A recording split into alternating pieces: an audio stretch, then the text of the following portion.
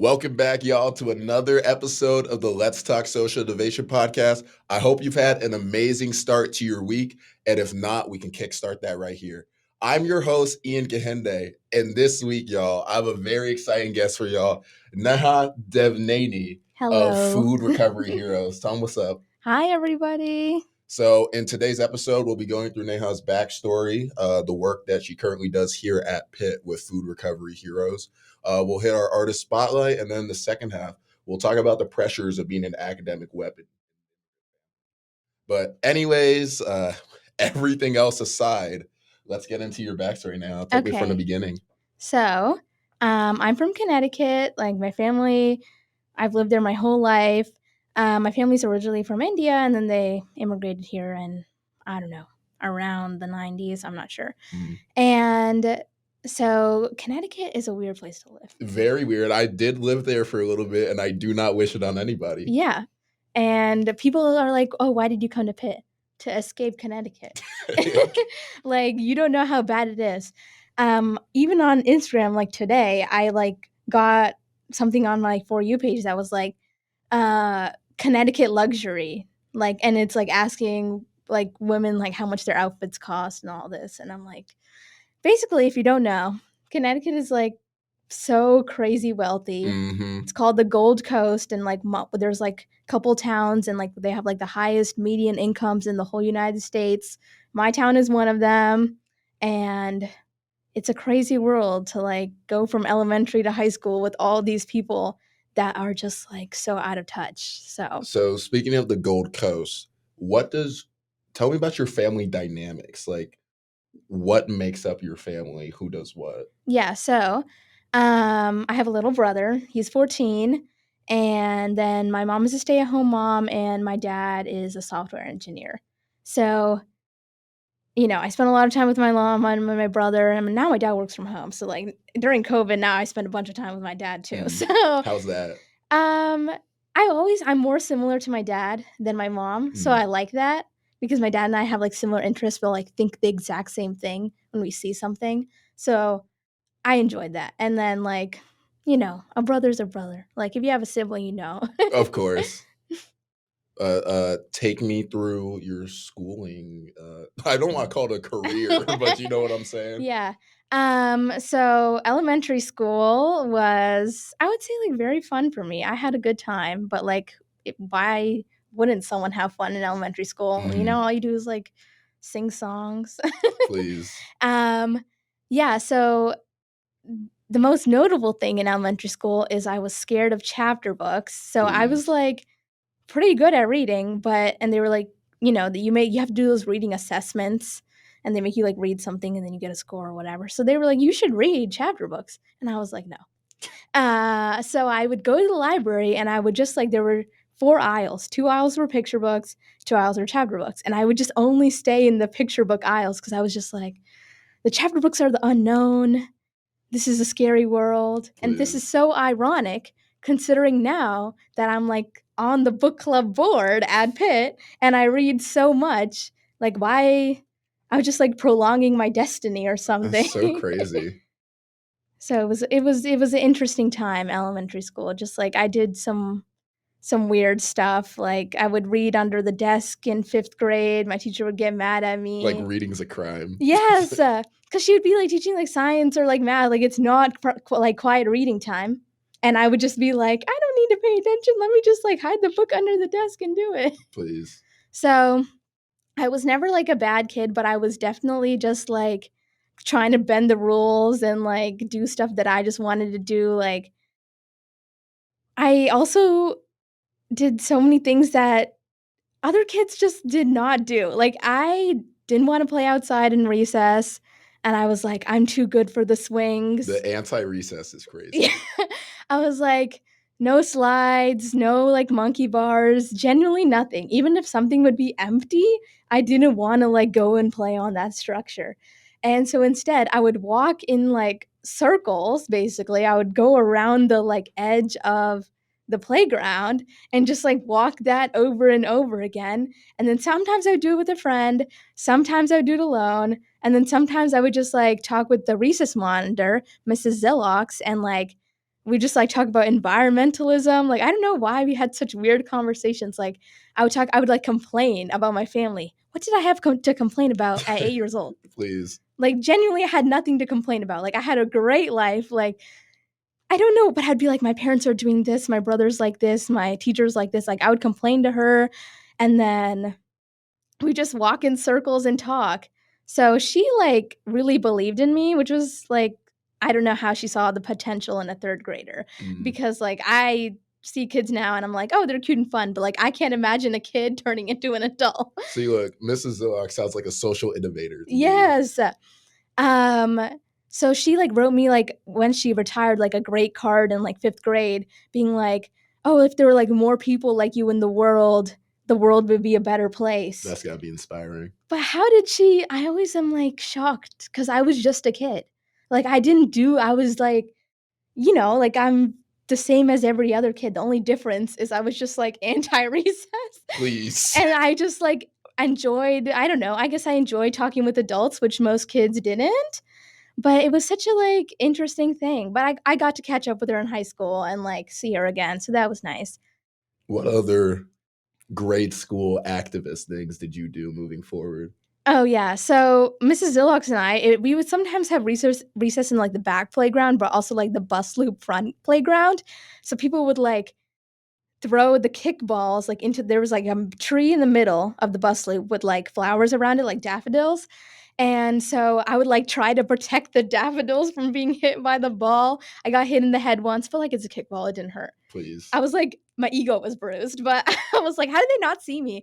But we're all kids. It's like no hate to the to the other 4th graders, but I don't know like why I did that. And I guess I was like very much like motivated to, I guess I was kind of, I'm still a rule follower, so that was like part of it. I was like, the rule is the kickballs can't be on like the grass. Please. But also just I was like, no, like the flowers, like the world, we need to like protect it. So I guess like she imparted some of it on me, but then like I kind of like grew into it again, like once I came to Pitt and like, actually became like developed my frontal lobe. Developed my frontal lobe. Yeah.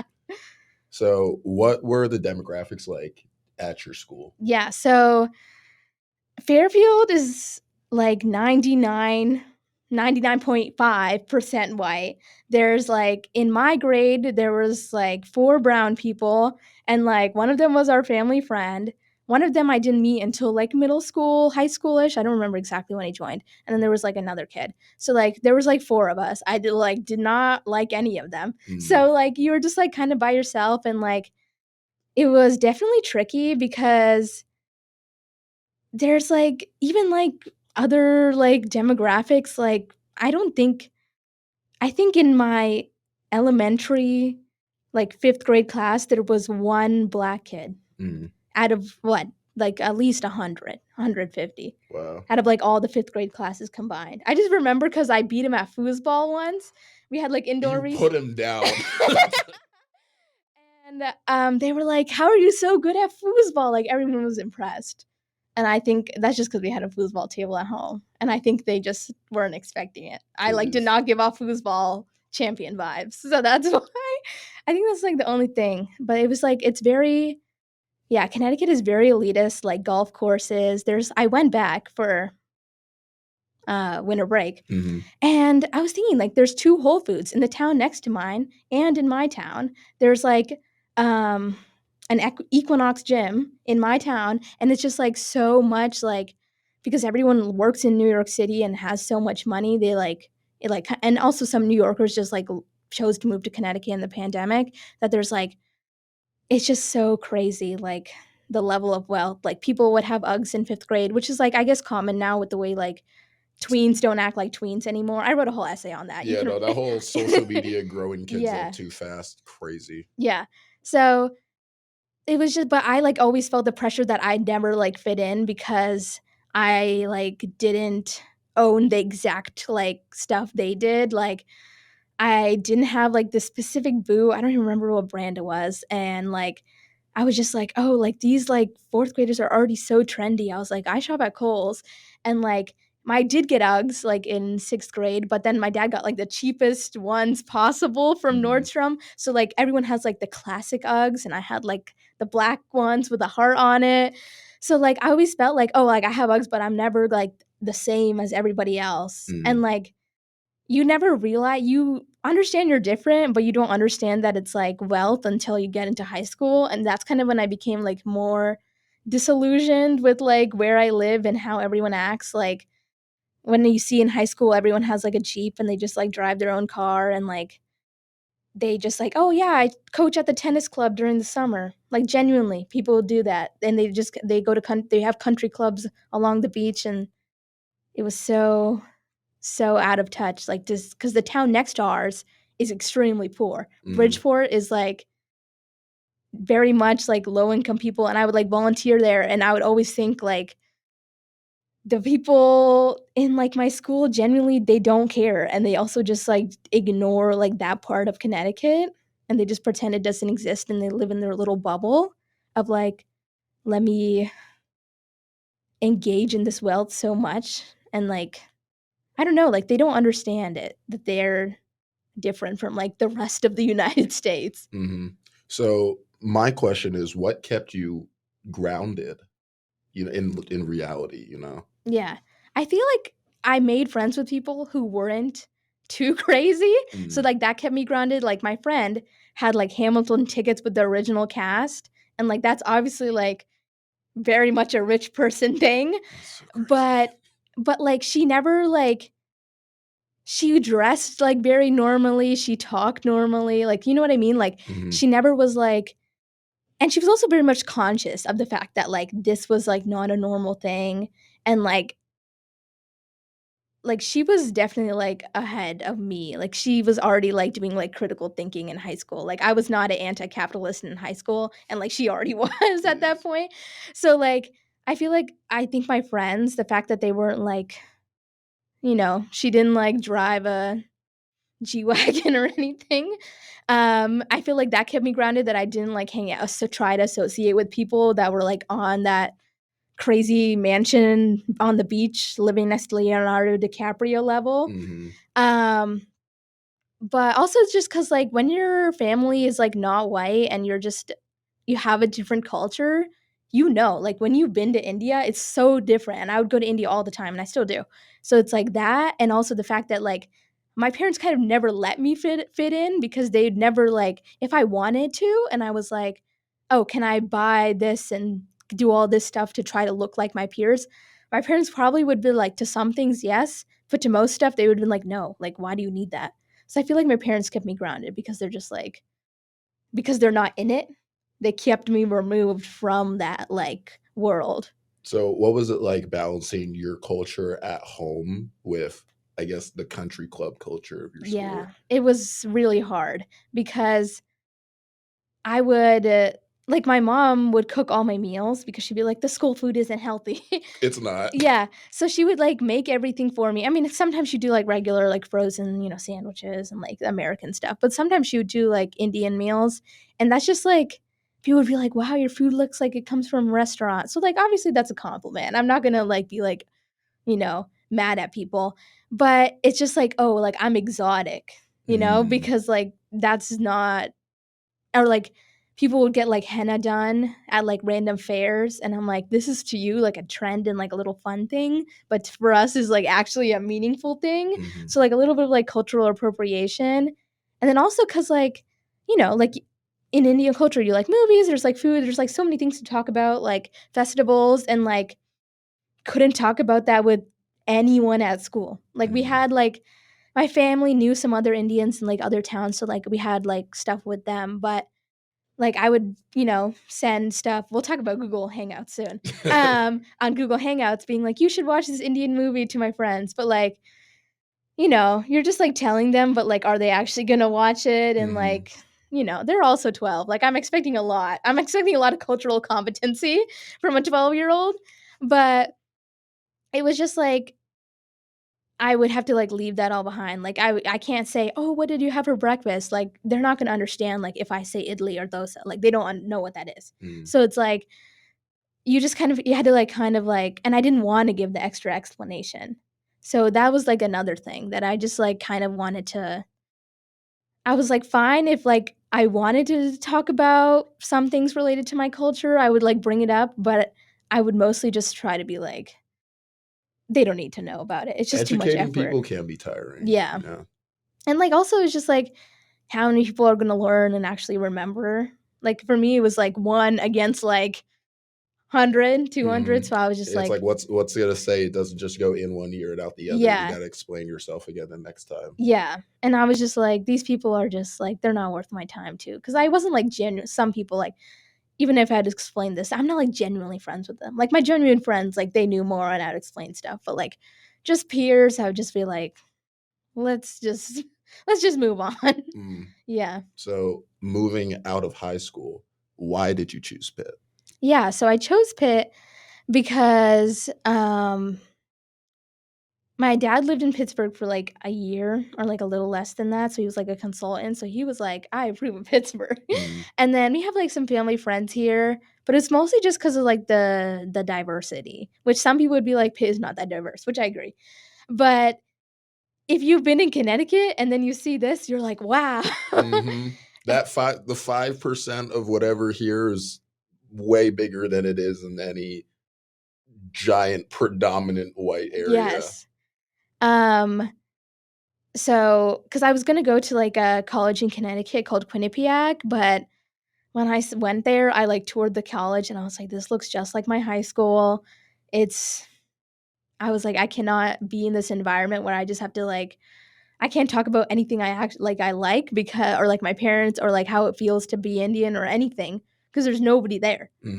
So I was like, let's go to Pitt. I like changed like last minute. I was like, I'm going to Pitt now. So I was like, I'm very happy with my decision. I feel like because I thought about going to like very predominantly like brown schools like Rutgers in like New Jersey, but I was like, that would be too overwhelming for me. Like the 0 to 100 switch. I was like, I don't think I'm ready. I'm not mentally prepared yet. Please. Yeah. So what are you studying here at Pitt? Yeah. So I'm a biology and gender, sexuality, and women's studies major.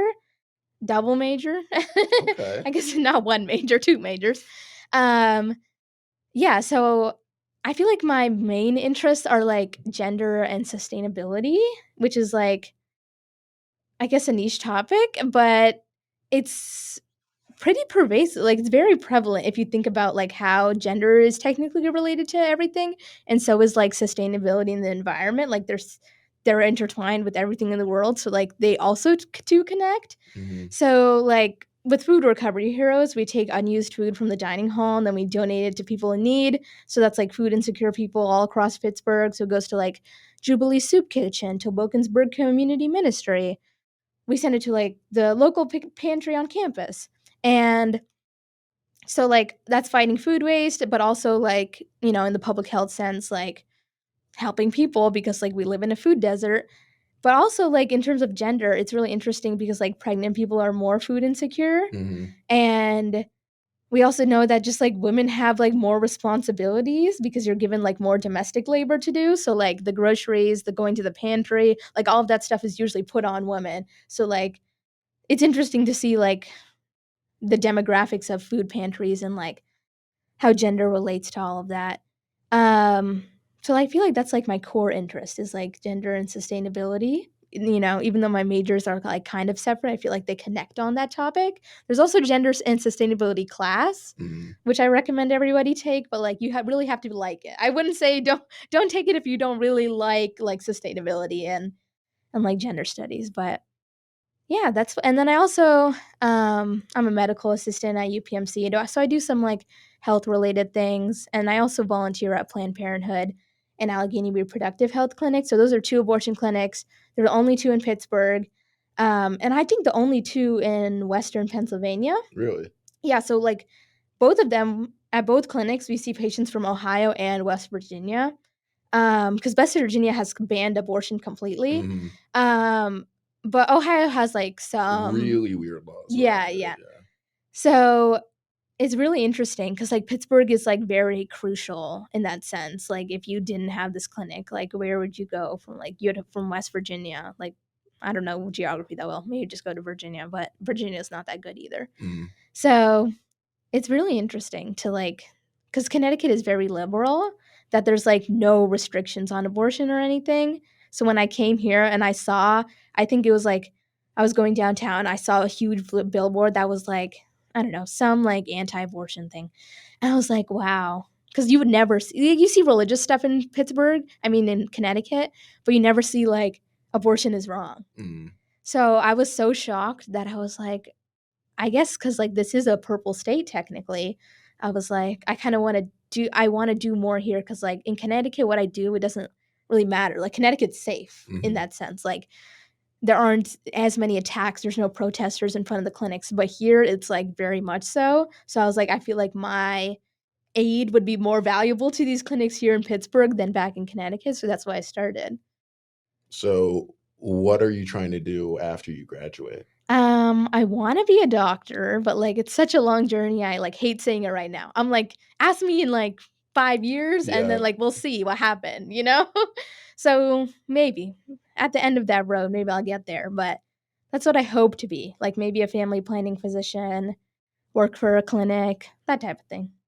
So, right now, you are the business manager for Food Recovery Heroes. Yes. How did that come to be? Yeah, so the funniest thing, this may be, I only think it's funny, but when I first was involved with Food Recovery Heroes, like, I had only attended 2 events, and I had, like, genuinely never attended anything else. I was, like, the least involved member, Please. and that's because, like, they only had, like, 2 shifts a week, so I could only go to one of them, and then I just was like, "This club doesn't do much," and that's because COVID really, like, killed the club, and then I just was like, "Why not?" Like, I like the concept, so I was like, "I'll apply for a board position," and then I got it, and then, like, the president and I basically, like, revamped the whole club being like, "We're gonna do it, like, 5 days." Yeah, 5 days a week. I was like, "How many days are Monday through Friday?" Please. Um, I was like, "We're gonna do 5 days a week. We're gonna get more food. We're gonna donate to more places," and really, like, so, like, everyone in my club thinks it's so funny because they're like, "You were, like, the worst member ever, and now you're, like, the backbone. Like, without you, nothing would have happened." So so that's me, and with basically, like, I do more than just, like, the business manager stuff. I don't just manage money. I also just, like, manage a bunch of other random things that we just, like, discuss, like, a lot of different, like, there's a lot of logistical management because we essentially operate a mini 412 rescue. Hmm. So, 412 Rescue is, like, the Great Pittsburgh nonprofit, same concept that they take unused food and then they donate to food pantries in Pittsburgh. But they have, like, volunteer drivers, and then they contact the pantries and they set it up. For us, we have volunteers that wrap and package the food, so we have to, like, set up, like, where we're gonna wrap and package and do all that, and we don't have drivers, so then we have, like, a separate group with just, like, the people that are gonna drive, and then we have, like, the person who, like, manages the relationships with all the pantries and also the places we get the food from, and then we also manage the food lockers. So, like, it's very much, like, interesting. It's maybe I'm being dramatic, but it's kind of like managing a nonprofit if you, like, had a nonprofit that was very small. I see. I Yeah. see. So, for our watchers and listeners, what more do you want them to know about Food Recovery Heroes? I would say, like, we've recovered, like, I don't know, 12,000, 13,000 pounds. It's probably more since our inception. Like, we started in 2014, and, like, we had a lot of momentum in, like, those early years, and then COVID kind of, like, hit us hard. But I would just say, like, volunteer with us, promote us. Like, I feel like if you wanna know, like, what organization is, like, genuinely, like, recovering 3,000, 4,000 pounds of food and, like, getting it to people in need, like, reach out. Like, we're that organization, or if you just are like, I care about, like, food waste or public health, like, anything, like, some people care about nutrition that are on our, um, like, teams and volunteers. So it's, like, really almost, like, so many different interests, like, fit into Food Recovery Heroes. So I'd say if you're interested, like, find us. The Instagram will be linked in the description of this episode, so definitely reach out there. Now, last thing that we hit before our artist spotlight, what's the biggest life advice that you can give to people watching and listening right now? Biggest life advice. I would say, like, you don't have to you can pursue unconventional interests. Because I feel like some people are like, "Oh, I'm only a biology major. I can only do, like, I can only do immunology research," or, like, you know what I mean? Like, I feel like They put that's themselves in a box. yeah, like, I feel like a lot of people just, like, limit themselves. They're like, because like, I am involved with a lot of sustainability stuff, but, like, a lot of them are environmental studies or environmental science majors, which is great. Like, that's fine. But I'm saying, like, you don't have to not do sustainability if you're, like, another major or, like, I feel like I'm a good example of someone that just, like, threw everything together. Like, I Mhm, don't have, like, a super defined, like, I'm a neuroscience major, I do neuroscience research, I wanna be a neuro, like, surgeon, you know? mhm. For me, it's like, I think all of these things are important and they all relate, and I feel like they can all be true at once. So, I would say, like, pursue everything if you like it. I definitely relate to that because I'm a civil engineering major. This clearly is not Yeah. engineering, you know what I'm saying? So you don't have to put yourself into a box. You can do things outside your major. In fact, I feel like interdisciplinary collaboration is really where we see growth as a society.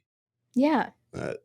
Uh, this is a good place to cap off for this week's Artist Spotlight. We'll be listening to a snippet by Histrionic Architects.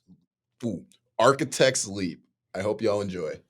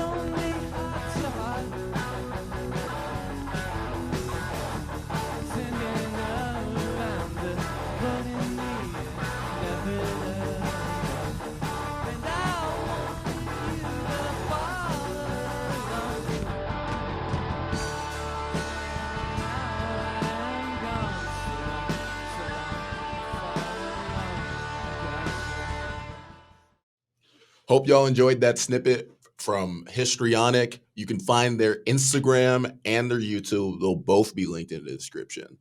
Now, getting into the second half of this week's episode, we're going to be talking about the pressure of being an academic weapon in an immigrant family. I leave the floor open Yes. to you.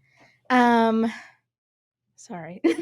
Yeah, I just wanted to talk about this because, like, when people see me, they're like, "Oh, you're doing so much," and I'm like, "I know, I do a lot of stuff because 'cause I'm, like, genuinely passionate about it," but there's also just, like, that little bit of pressure from your family being like, "We came, like, all the way here," like, "We put in all this work, and we gave you, like, all this opportunity, and, like, we're paying for your college," you know what I mean?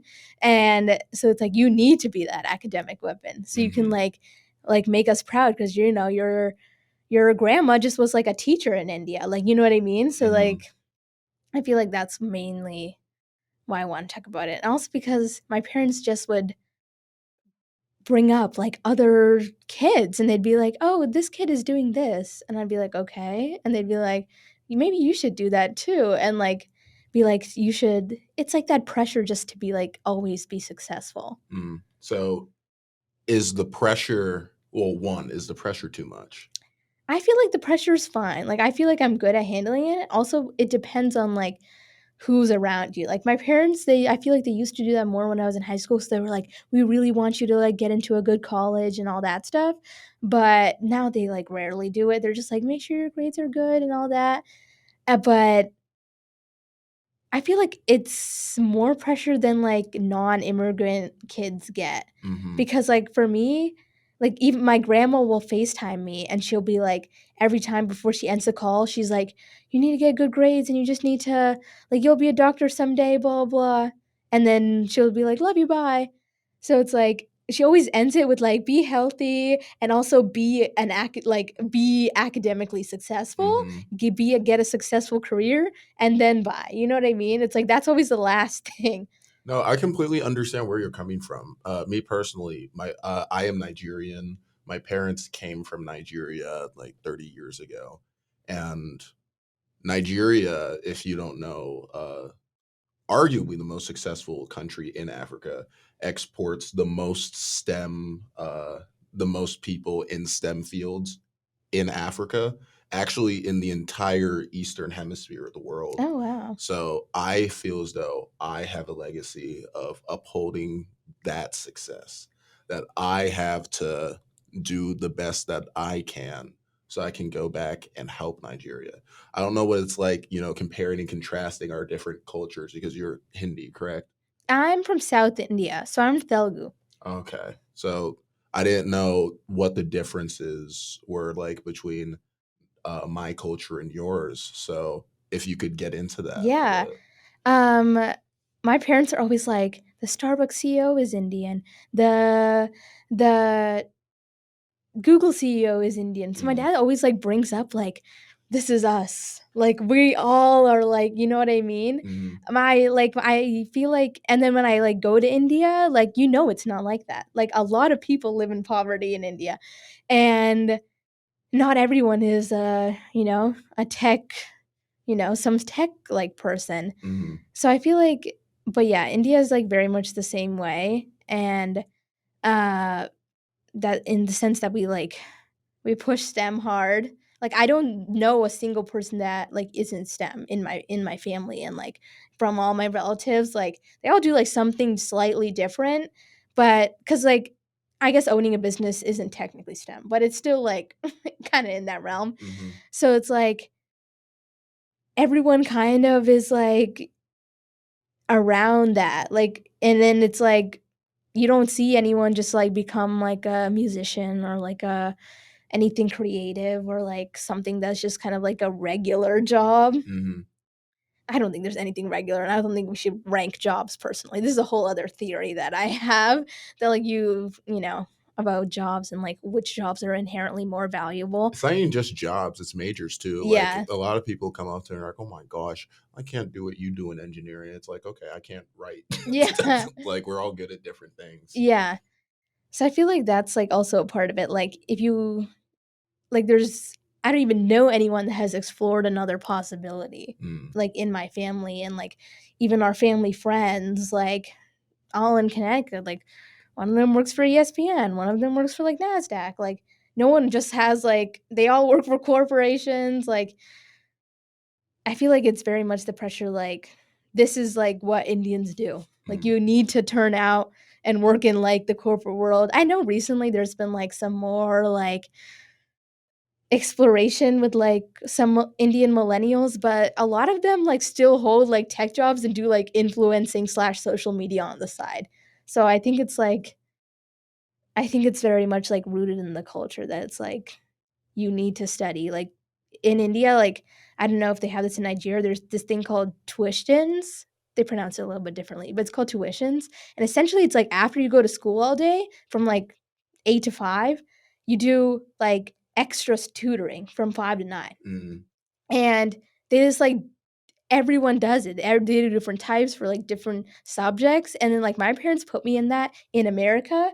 Obviously not as intense. And we only met like once a week. And it was just like, I don't know, some like regular, I guess it was more similar to like American tutoring.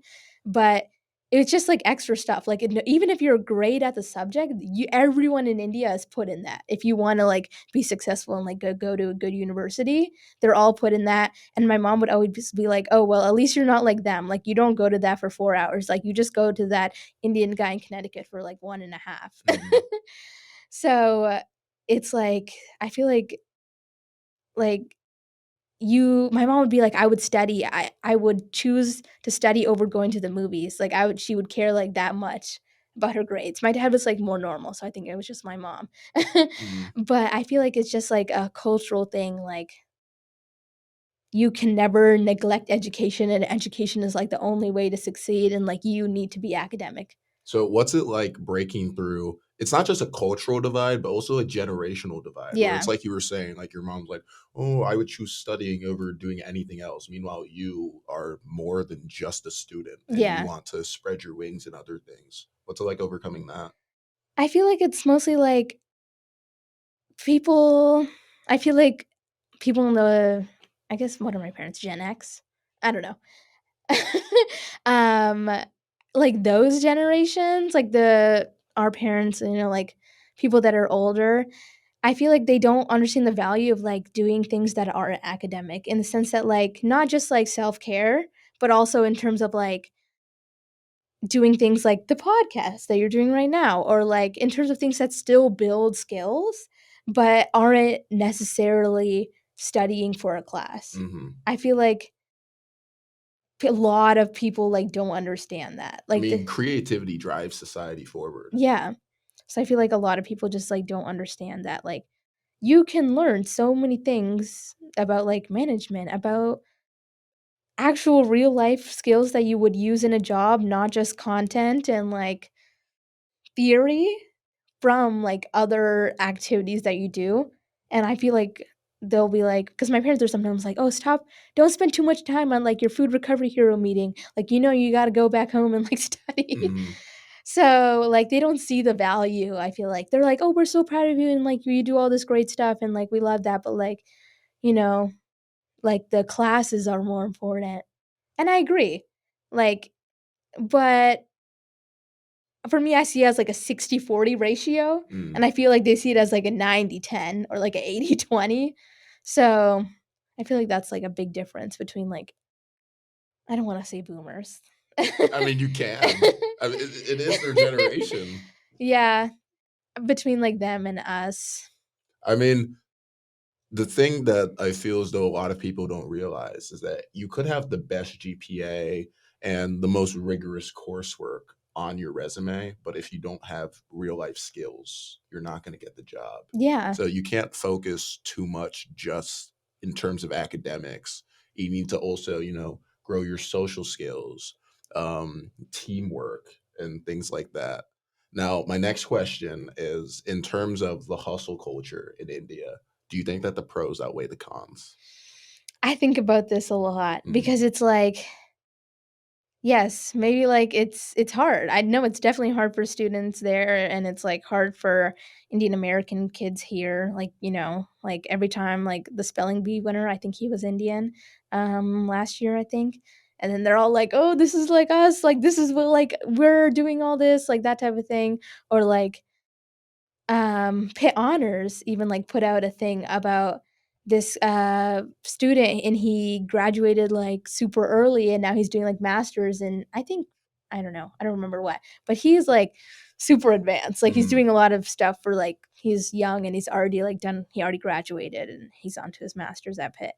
So um I feel like it's like it reinforces the model minority myth. So I feel like I definitely think it's more of a con than a pro. Like it's a pro in terms of like, yeah, all our lives are good and like, Mhm. like we're comfortable in our lives and like you're able to be happy and like financially secure, but I feel like as a overall it like makes everyone think like everyone its stereotypes are the whole culture because everyone keeps on pushing the myth on each other. Like, even though we didn't create the model minority myth and it was created by outsiders, like, we, like, internalize it and then we push it onto, like, the next generation.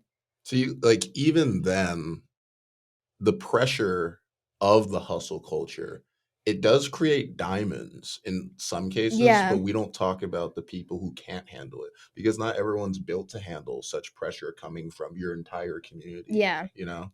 And now actually moving forward into what you just said about the model minority. I think it's interesting that for me personally, as a Nigerian, most people when they see African Americans or Black people, they don't assume academic success. They don't mhm, assume like STEM and things like that. But that's the backbone of my culture. yeah, So I think it's funny because I don't really fall into the model yeah, minority because people don't assume it when they see me. Yeah. But what is it like for you being a brown Indian person and having to deal with that prejudice? It's interesting because like I volunteer at Allegheny Reproductive, which is as I mentioned before, a health clinic.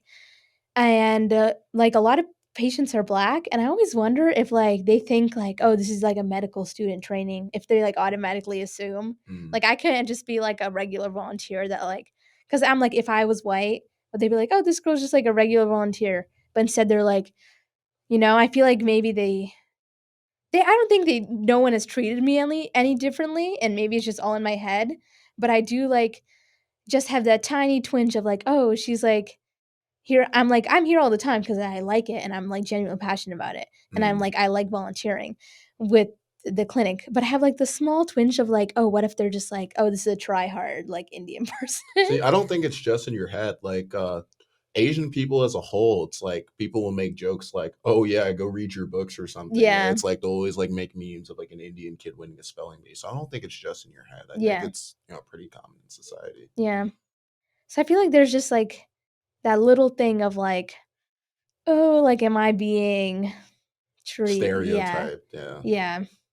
So that's like a small thing. But like, luckily, I always say, I don't know. I think I maybe look at things a little too positively. Mm. I don't know. I look at things, I don't know. Some people would say pessimistically. I guess I do both.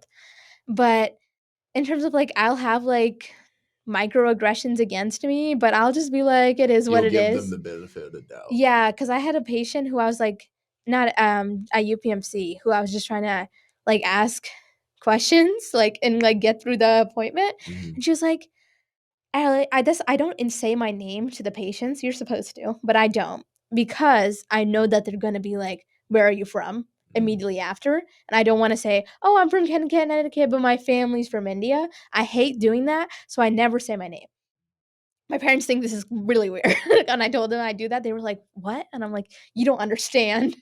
Um, It's different when you're the first immigrant coming over versus being second generation yeah, and having to always answer for where your parents are from, even though yeah, you are American yeah. yourself. And also, it's just like maybe my dad introduces himself to like 2 people in a day. I'm doing it to like 30. Mm. So it's like that's why I can't. But so she says, "Oh, what's your name?" Since she asks, I tell her, right? And then she's like, "Oh, like I had a someone who stayed in my house from India, blah, blah." She just like goes on to this like tangent.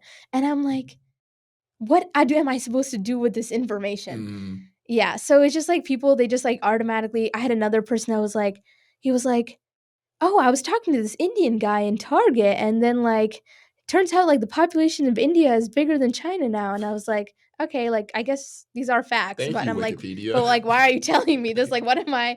And I had another person be like, they just straight up said like, "Are you from Indonesia?" And I was like, no. So I feel like for me, I like experience the prejudice, but I just kind of ignore it. Like I've had like my name's been butchered like I can't even count how many times, not by you.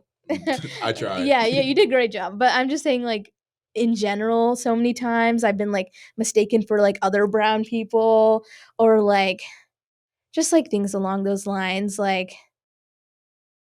just but like for me, I just like I accept it and like I forget it. Like I get mad a little bit, but I'm just like you can't do anything about it. Mm. So, This actually sort of transitions to the last thing I wanted to touch on in this episode, which is mental health. Because I mhm. did mention that the pressure does create diamonds, but a lot of people aren't built to handle it. How do you feel that mental health is treated in your community?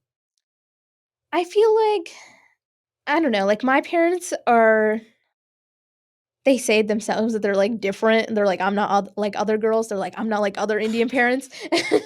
In terms, like, they didn't, like they were like, "You can pick any career you want, just whatever, like, will make you enough money to survive," and I just ended up picking a health career, Mm. like, they didn't force me to, so I feel like that's why, like, some people, they get, like, but once I picked that, my parents started being like everybody else and being like, "Oh, but, like, you need what," you know what I mean, like, "You need to try your best so you can get into medical school," and all that stuff, and then started pressuring me, but they didn't pressure me to, like, pick a specific thing.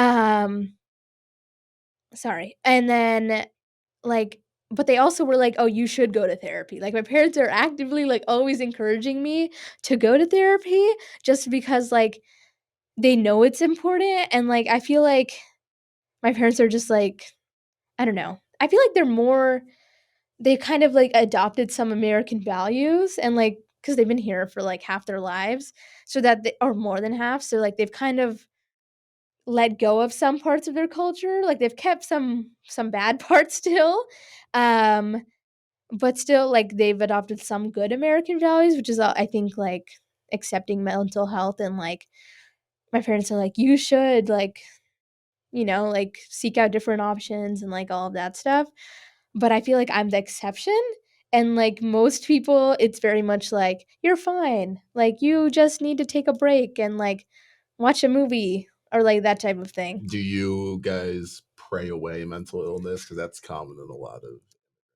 ways. I would say, like, not really, but I feel like it just, like, it depends on how religious, like, your family is too, Mm, because, like, my family's, like, I would say, like, moderately religious. It's not like my mom does say, like, "Oh, like, everything will turn out fine in the end," which I guess is not really super a religious thing to say, but she'll just be like, "So just don't worry about it," and I'm like, "This is not a good solution." mm, Like, this is not a good solution to any mental problem I'm having right now. "Oh, it'll mm. just turn out fine in the end." Okay, anxiety gone.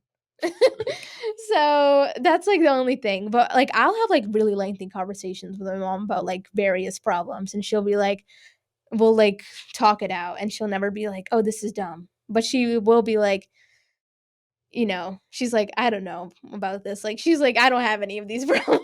So I think your parents are definitely good ones. yeah. You can definitely see it in the way that you carry yourself, that they raised you the right way, so they Aw, should be thank you.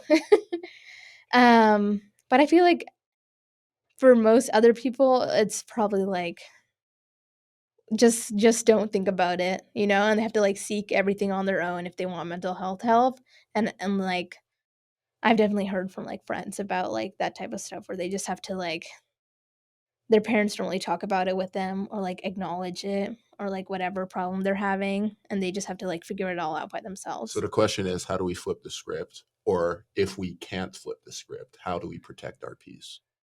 I would say I would say protecting your peace is you just gotta, like I just if I don't vibe, like, with somebody, I just don't talk to them.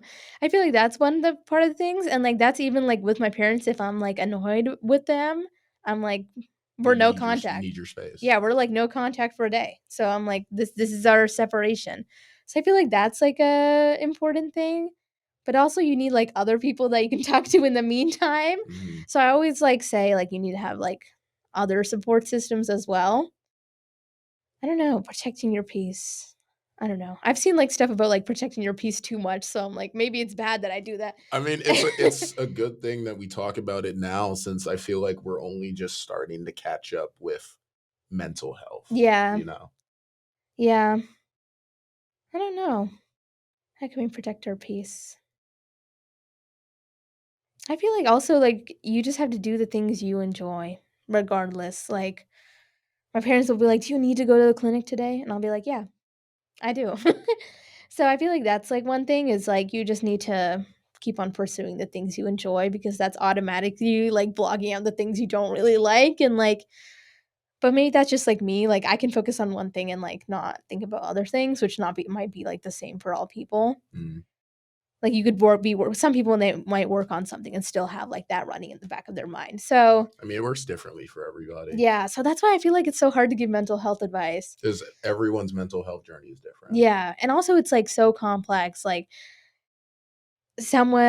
there's you can have so many things at once, you can have, like, parts of some conditions and, like so I feel like it's just so yeah, but I would just say talk about it, like, I talk about mental health with my friends, like, constantly. They probably are annoyed, but I'm like, "Every Please. day." I'm like, "Every day, let's talk. Let's talk about this." So I say just talk about it, like, I rarely, like, fake my mood, I feel like, to my, like, close friends. Maybe to random people, Mm. To my random patients, I'll smile at the Target jokes about the Indian guy there. But I would say just, like, just talk about it. Now, before we log off, is there anything else you want to get across to our listeners and viewers?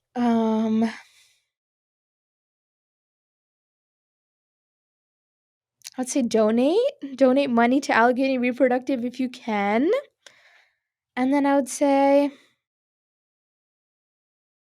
I guess just like, I don't know. I was gonna say like life is short, don't worry, but I worry even though I know that life is short. Worrying is healthy. Yeah, so I'm not gonna say that. You should worry. I'm gonna say that. You should worry. It's okay to worry, and worrying means like you're normal. That's a good thing to leave off on. Yeah. So, Neha Devineni for everybody. Again, this was an excellent episode. I'm so glad to have had you on. Food Recovery Heroes Instagram will be in the description of this episode, along with several reproductive health resources in Allegheny County. Now, this is your host, Ian Kahende, and we'll be signing off. Peace out, everybody. Bye.